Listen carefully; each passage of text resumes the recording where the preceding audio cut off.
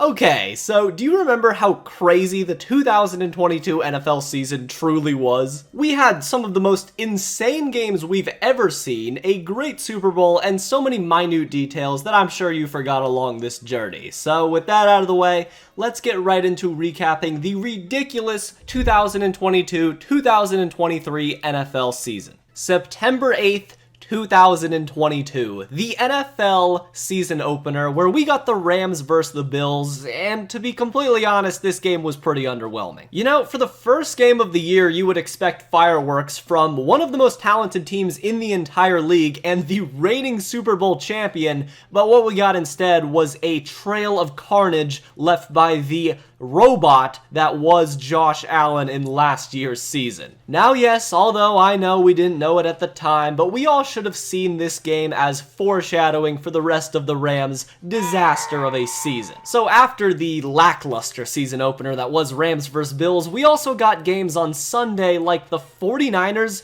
versus the Chicago Bears, where the 49ers lost in probably the upset of the year. And I guess the main takeaway from this game was that Kyle Shanahan wanted Trey Lance dead and gone by the amount of QB draws he was running. And, you know, I guess he was right. In week 1, the Bengals took on the Steelers. And to be honest, I completely forgot this game happened, but when looking back on it, I still firmly believe that this was the game of the year. And not that we're not going to get contenders for that title later on in the video, but just let me remind you what happened during this ridiculous battle. In the first half of this game, Joe Burrow committed 4 turnovers, all the while TJ Watt was looking like a spiked wrecking ball who could not be contained against what looked to be another papier-mâché Bengals O-line. Now, under normal circumstances, this game would have already been beyond over, but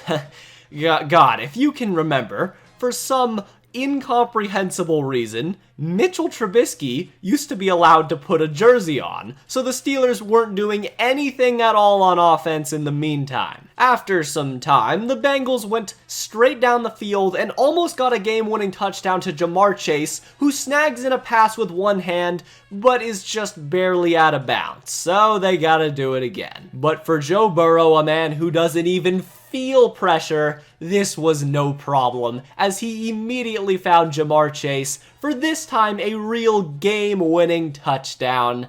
But there's more. On the PAT, the 3-point after, the Bengals decide to, I guess, make things a little bit more entertaining and not even decide to chip Minkah Fitzpatrick, who casually swats the ball out of the air to force overtime.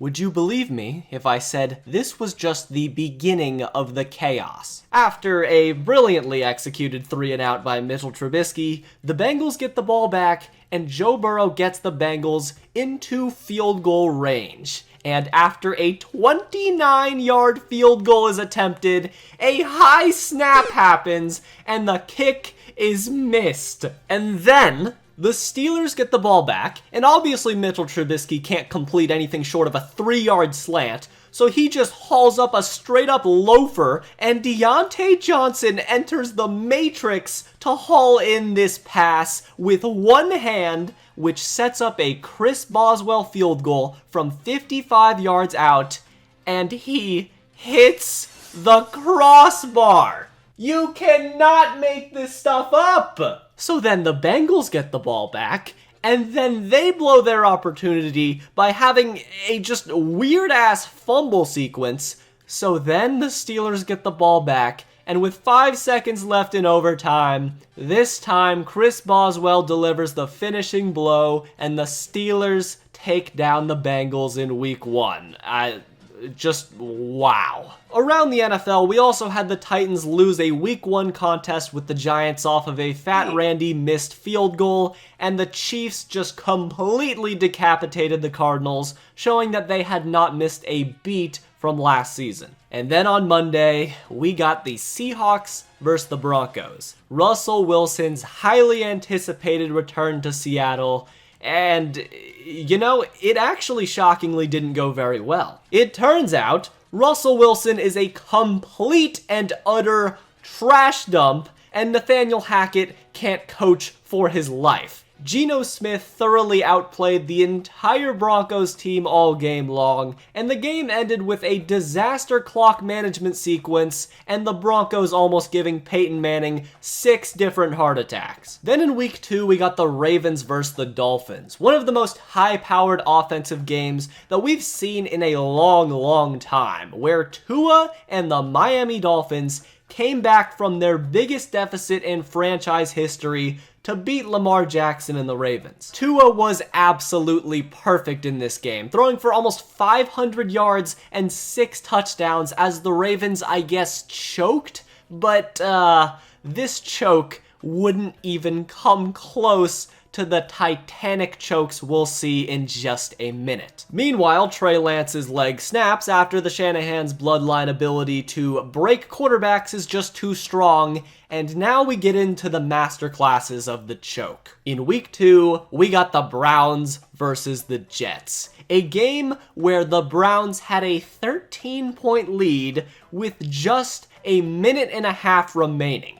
All they had to do to win the game was stop Joe Flacco from scoring 14 points in that time period. So you'd think that they would just buckle down and close the game out, but no. In a matter of mere seconds, the Browns blow a coverage on a 4 verticals play, then lose a onside kick, and all of a sudden we have a serious game. I can't believe it. Then Joe Flacco goes right down the field with ease and finds Garrett Wilson for a game-winning touchdown. And then when the Browns had a chance to come back and get a game-winning field goal of their own, nope, Jacoby Brissett throws an interception, the Browns lose, and nobody is surprised. So this was just a historic collapse by the Browns that was then just pushed to the side a few hours later. The Raiders took on the Arizona Cardinals in Allegiant Stadium, and at one point the Raiders held a 20-0 lead at halftime,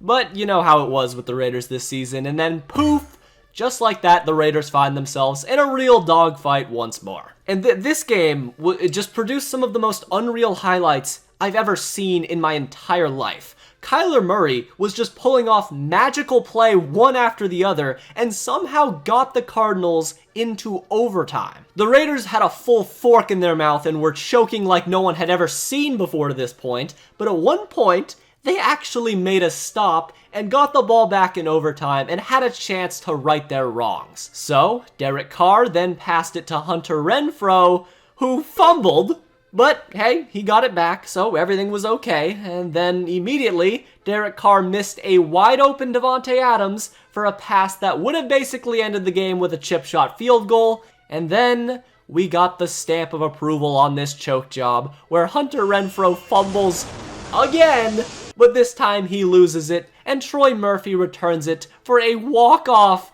game-winning touchdown. In week 3, we got the Miami Dolphins versus the Buffalo Bills, a game that early on looked like it was going to be a heavyweight classic between two teams that were going to be competing for possibly the AFC Championship game. And, you know, the Dolphins ended up winning a war of attrition where the Bills made very uncharacteristic mistakes at the end of both the first half and the second half to hand-deliver the Dolphins the win. We also got a class act sequence where Bills offensive coordinator Ken Dorsey showed his appreciation for the Dolphins and rearranged the papers on his desk. Besides that one game, not much really happened this week. The Colts ended up beating the Chiefs, which is insane in hindsight. The Eagles began to show that they were a walking buzzsaw this week as well, and the Broncos beat the 49ers, also a very strong contender for the upset of the year. To start week 4, it couldn't have started off on a worse note as Tua had a pretty awful concussion, which basically summed up how fun Thursday Night Football was all season long. We started off our football morning by watching the Vikings take on the Saints in London, where it was a very close game throughout with Justin Jefferson just tearing up Marshawn Lattimore all morning long. but the game ended with a double doink miss by the Saints to give the Vikings one of their first cardiac wins of the season. That Saints ending was definitely the craziest of the day, but we did have some fantastic collapses by the Ravens, who let the Bills come back off of a failed fourth down conversion and a horrible sequence where they didn't let the Bills score a touchdown. Then the Patriots and Packers played one of the weirder games of the season as Bailey Zappi came in for an injured Brian Hoyer and Mac Jones and almost beat Aaron Rodgers and the Packers. And then we ended off the night by seeing Patrick Mahomes continue his reign of terror as the Chiefs proved they were the best team in the league by beating a once believed to be strong Tampa Bay opponent. To begin week 5, we got the Broncos versus the Colts on Thursday Night Football, and yes, I know everyone hated this game, but for me personally,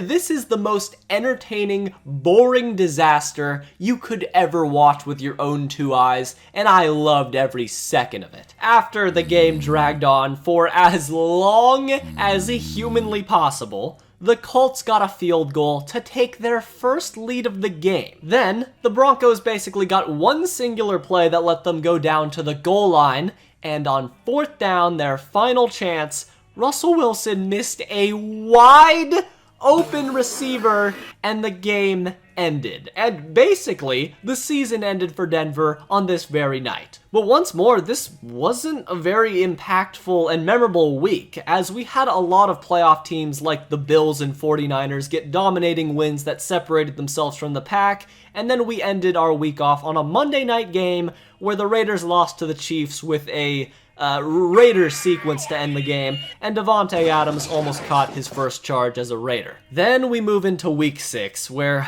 God, dude, the Ravens fans had it rough this year. In a game that was pretty much neck and neck throughout the entire contest, Lamar Jackson threw a late interception to give the Giants new life, and then with another chance to come back, Lamar Jackson then fumbled, committing 2 turnovers on back-to-back drives to end the game. It was also around this time when we were beginning to realize that the Tampa Bay Buccaneers were a far cry from the team they were 2 years ago when they won the Super Bowl, as they lost to the Pittsburgh Steelers this week, and we had all given up hope after that happened. Other games we saw around the league this time were the Buffalo Bills taking on the Kansas City Chiefs. The most hyped up game of the entire year, probably, because the last time these two teams faced off, we got some beautiful fireworks. And you know, the actual regular season game kind of lived up to the hype too. It was just a brilliant 7D chess match between Sean McDermott and Andy Reid, which ended in the Buffalo Bills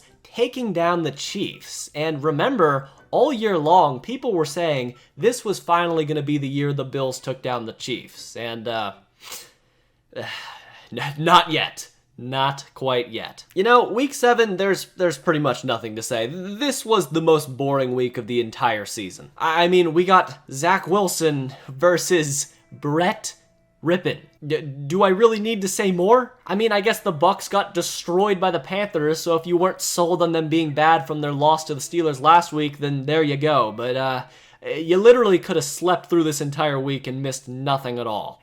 And you know, week 8 could not have started off on a worse note either, as poor London got to watch the Jaguars play against the Broncos, and unfortunately, Russell Wilson played football, so that was a real eyesore for the entire city. So, you know, waking up first thing in the day watching Russell Wilson play football is probably the worst thing you can possibly do for your mental health, but after that, this week started picking up pretty much immediately. The Dolphins played against the Lions, who were personally my favorite team to watch all year long, and this game was just a scoring bonanza, back and forth, touchdown after touchdown, and this game quietly goes under the radar as one of the most entertaining of the entire season. And I say it quietly goes under the radar because at the same time, the Falcons played against the Panthers. PJ Walker versus Marcus Mariota, a game that nobody thought was going to be special, turned out to be arguably the best game of this entire season. Throughout the game, it was mainly just run plays from both teams, but late in the game, the Falcons got a Damiere Byrd touchdown, and the Falcons got another field goal after that, to now take a 6-point lead with a few seconds remaining. The only play that could possibly happen for the Panthers was only a Hail Mary. And what did PJ Walker do? And now Walker fires downfield, looking for DJ Moore. Makes a diving catch. But wait, hold on, because the Panthers got a penalty by celebrating after the Hail Mary, believing the game to be completely over. So with the penalties, it moved the PAT back to the 48-yard line where Eddie Pinheiro missed the kick, and we're going to overtime just like that. And in overtime, whichever miserable offense got the ball first would probably lose. So the Falcons got the ball, and of course Marcus Mariota instantly threw an interception, which led to the Panthers getting a chip shot 33-yard field goal attempt. But Eddie Pinheiro is a fucking trash can, and he missed another field goal! So, the Falcons got the ball back once more, and this time the plan was to just scream at Marcus Mariota and tell him all he has to do is not turn the ball over, and they win. So, he did just that, and of course, Young Hoku from 41 yards out is money every time, and the Falcons got a crucial win to drop themselves in the draft. So we move right into week 9, where the Falcons climb right back into the ring and got into another close game. The Chargers played against the Falcons, and late in the game with the score tied 17-all, Justin Herbert was just torching the birds until Austin Eckler got the ball, and on a routine run, he fumbled, and the Falcons recovered the ball, and then with Atlanta going down the sidelines, without contact, he fumbled too, and the Chargers got the ball back. So with 24 yards lost, it doesn't matter for the Chargers because Justin Herbert is just on a whole nother stratosphere, and he picks up those yardage and more in just one throw, and Dicker the Kicker's legacy begins with a game winner. If anything, I think good old Tiger Hoods here summed up this game perfectly. But besides that game, once again, not much happened this week either, but teams like the Eagles, the Bengals, and the Chiefs all handled their business pretty much like the usual. So we move into week 10, where we got the Thursday night rematch between the Panthers and the Falcons, which was an absolute disappointment, and then we moved on into Sunday, where at this point Justin Fields was beginning to look like a real star, as they did end up losing to the Lions, but the man was basically proving himself to be a diet Lamar Jackson, which is not a slight at him because Lamar Jackson is pretty damn good. And then we get into my least favorite game of the entire year, where my Las Vegas Raiders lost to the Colts, giving Jeff Saturday his only win as an NFL coach, which is still just insane to me that he ever got this job in the first place. But that pain was, I guess, eased by the fact that we got possibly the best game of the entire year when the Vikings took on the Buffalo Bills. The game was looking like the Bills were just going to close them out at home early, but the Vikings ended up battling back after a fantastic comeback that was only kept alive after this ridiculous Justin Jefferson catch on 4th down that I'm sure you've already seen about 73 times at this point. It was ridiculous, but remember that this drive actually didn't lead to anything at all because the Vikings went down to the 1-yard line and ended up getting stopped on 4th down, resulting in the Bills taking over the ball. But no, the script was just not in the Bills' favor on this very day, and they fumbled the snap,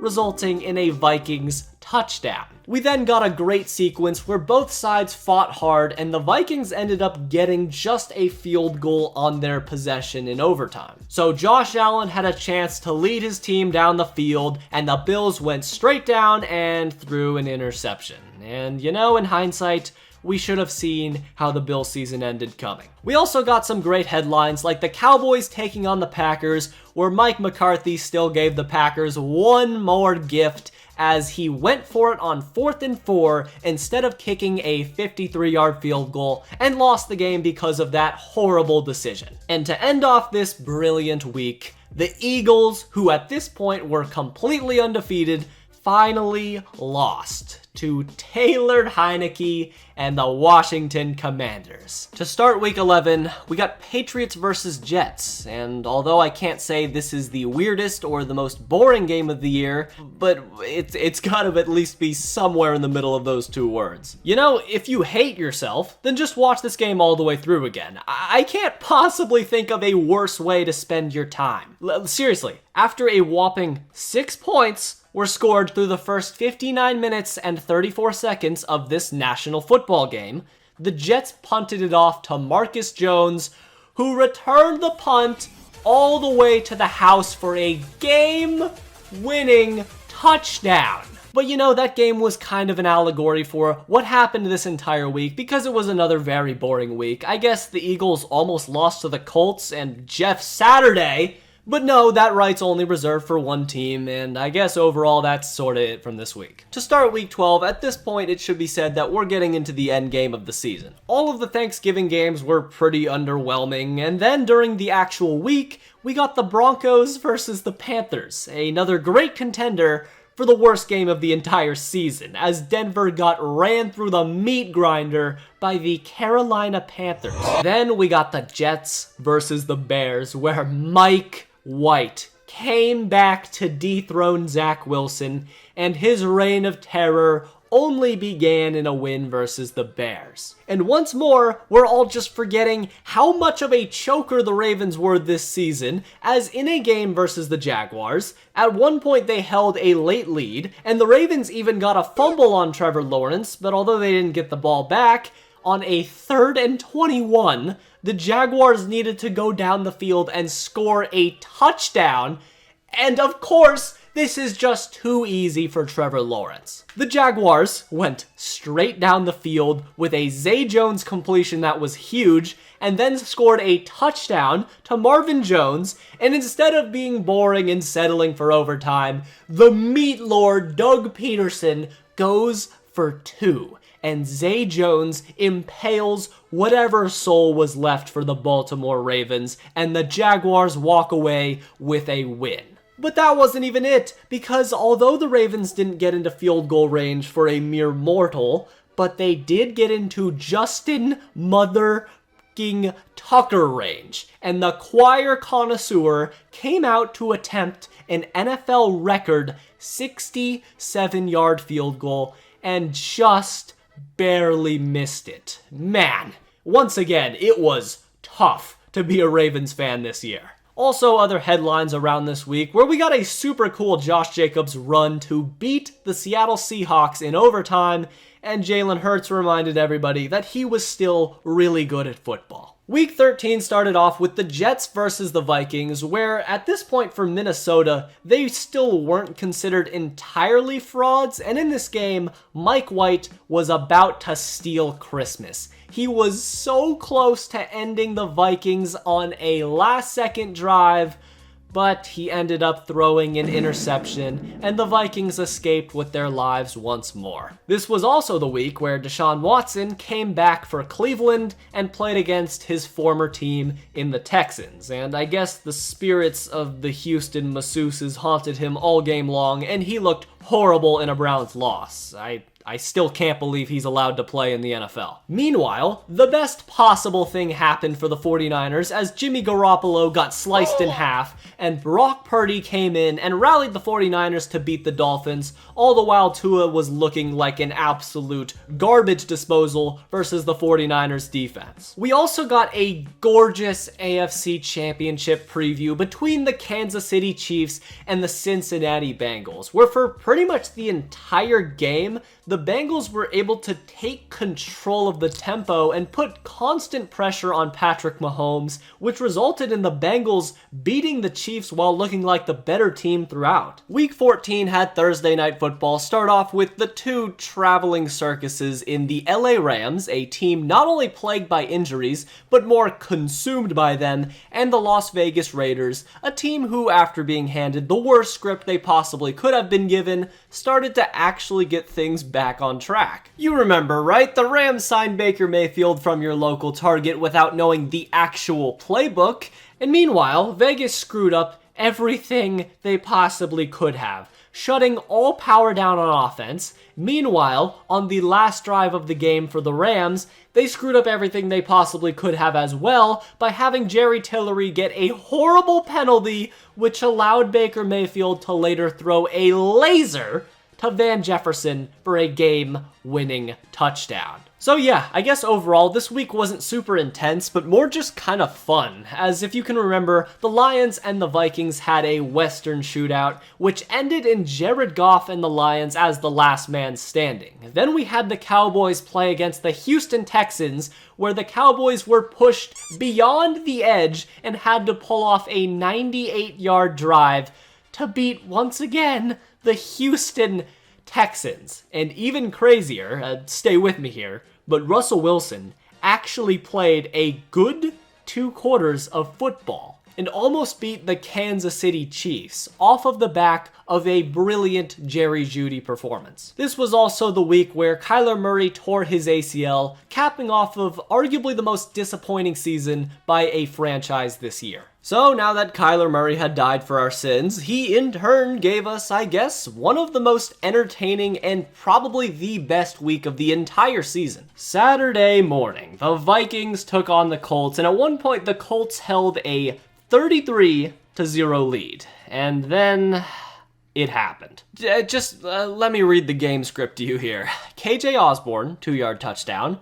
Colts field goal. CJ Ham, 1-yard touchdown. Justin Jefferson, 8-yard touchdown. Adam Thielen, 1-yard touchdown. Dalvin Cook, 64-yard touchdown to tie the game at 36-36. And all of this happened in just 21 minutes of game time. So, Kirk Cousins, on his second chance in overtime, got into field goal range, and they converted on a 40-yard field goal attempt to win the division and complete the largest comeback in NFL history. But hey, the action didn't stop there, as Jalen Hurts put Justin Fields in his place, showing him he wasn't on his level just quite yet. Then Zach Wilson came back against the worst defense in the NFL in the Lions and played like garbage, solidifying his place on the 2023 Seattle Sea Dragons roster. And my God, it just keeps going from there too, because then we got Davis Mills and the Texans almost beating the Chiefs, Mike Williams and the Chargers stealing a win away from Tennessee with Dicker the kicker as the executioner. Tampa Bay blew a 17-0 lead to the Bengals in a singular quarter. The Giants robbed Washington on a game-sealing no-call, and I still haven't even gone over the best moments from this week. On Sunday, the Cowboys took on the Jaguars, and at one point, the Cowboys were just tearing apart Jacksonville limb from limb, at one point holding a 3-possession lead, but Trevor Lawrence was on the other side of the field. The lead was then sliced into tiny pieces in what feels like seconds, and with double-digit minutes in the fourth quarter, the Jaguars actually took a lead. After losing the lead, the Jaguars then were put in a situation where they had to go force overtime, and Trevor Lawrence was still in the zone and went right down the field, and with 12 seconds left and 1 timeout, it didn't even matter. The Jaguars ended up pulling off a miracle to force overtime. Nothing to worry about though, because Dak Prescott in the clutch is a cold-hearted warrior as the Cowboys went straight down the field and Prescott throws backwards and intercepted. Jenkins has another one. Racing down the sideline. Rayshon Jenkins is going to win it. Ladies and gentlemen, the 2022 Cowboys in a nutshell.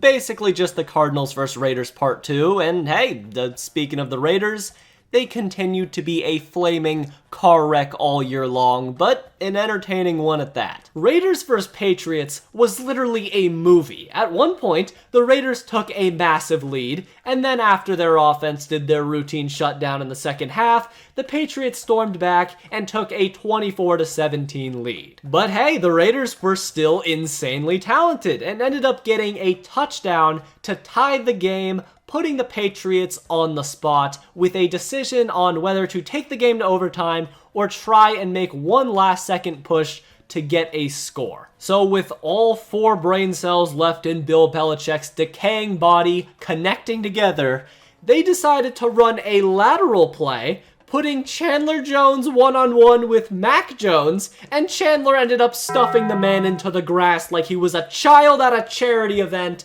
and led the Raiders to a walk-off victory. Yeah, it's always a roller coaster watching a Raiders game, I'll tell you that much. Anyways, going into week 16, at this point, most teams were in just autopilot mode and coasted through the playoffs. Well, most teams, because the Minnesota Vikings just continued to be suicidal maniacs and kept their traditions steady. The Vikings took on the Giants in what would be a kind of setup for the playoffs, and 18 points were scored in the last 3 minutes between both teams, as the two best offensive players in the league this season in Justin Jefferson and Saquon Barkley put their teams on their backs to even the score at 24 apiece. But the actual offensive player of the year got the ball last, and that was enough to end the game as the Vikings won yet another game by just one possession, this time with a 61-yard field goal. The Vikings just embodied this graphic more than any team I've ever witnessed with my own 2 eyes in any sport, to be completely honest with you.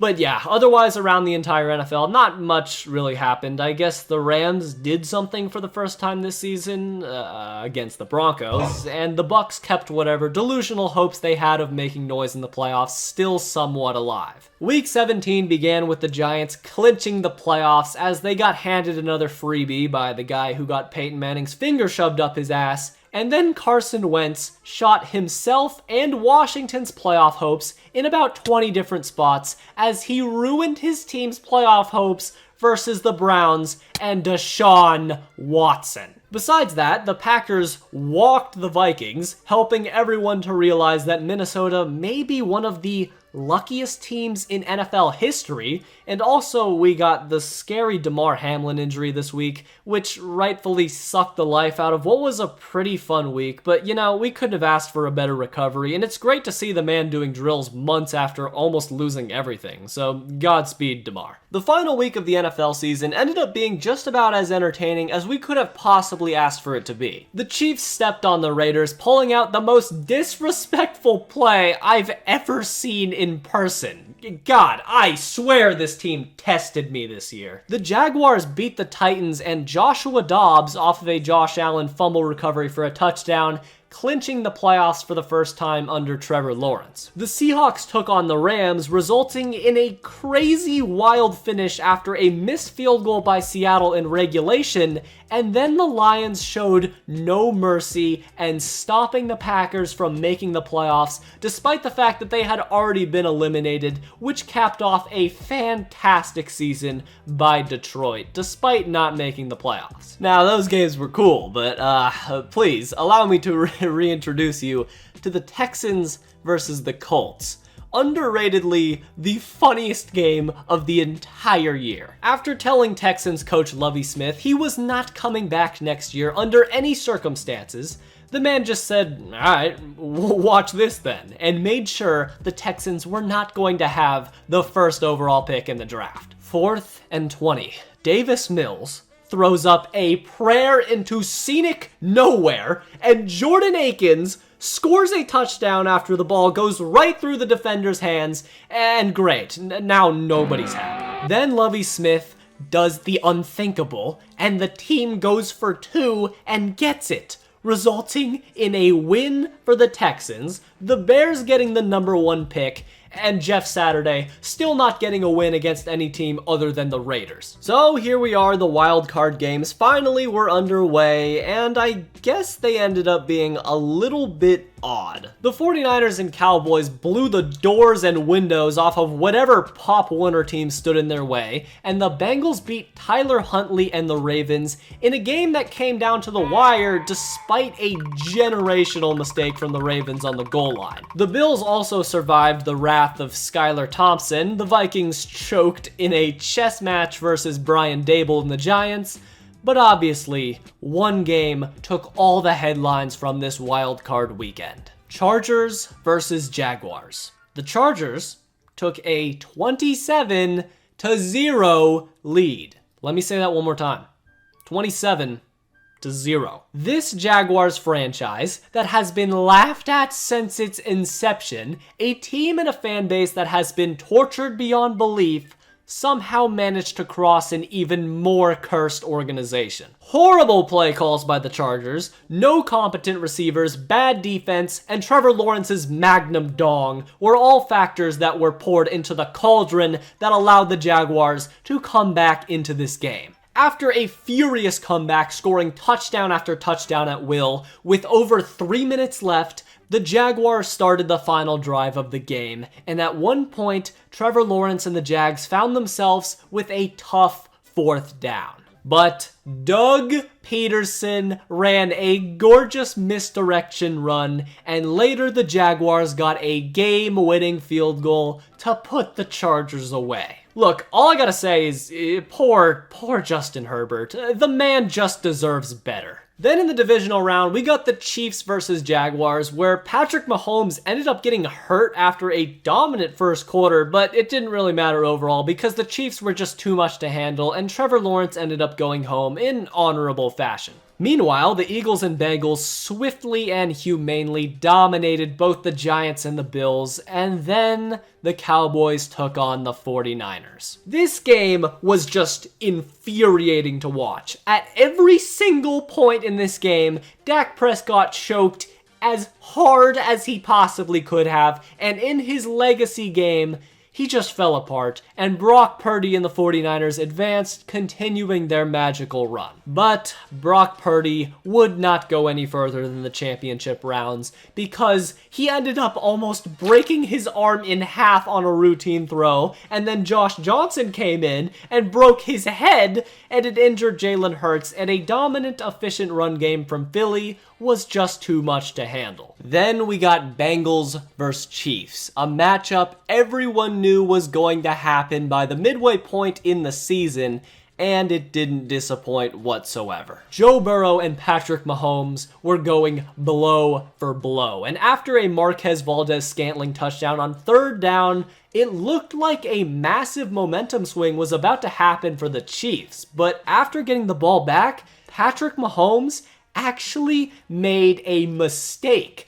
The man that was almost perfect all year long fumbled away a chance to end the game early, and the Bengals got a chance to get back into the game. And they did just that. And at one point, Joe Burrow had a chance to end the game himself, and it looked like it was pretty much over after a 3rd and 16 pickup, but the Chiefs' defense bended but never broke, as Chris Jones's big ass forced the ball to get back into the hands of Patrick Lavon Mahomes II. Sky Moore ended up getting a massive return on the punt, and then a one-legged Mahomes hobbled his crusty ass down the sidelines, and an unnecessary roughness call all but ended the season for the Bengals, and Harrison Butker does it, delivering the killing blow. So, the Super Bowl had come. Eagles versus Chiefs, and it was a great game for all of it. Seriously, this was probably the best Super Bowl we've seen since the Eagles versus Patriots about a half a decade back. This game was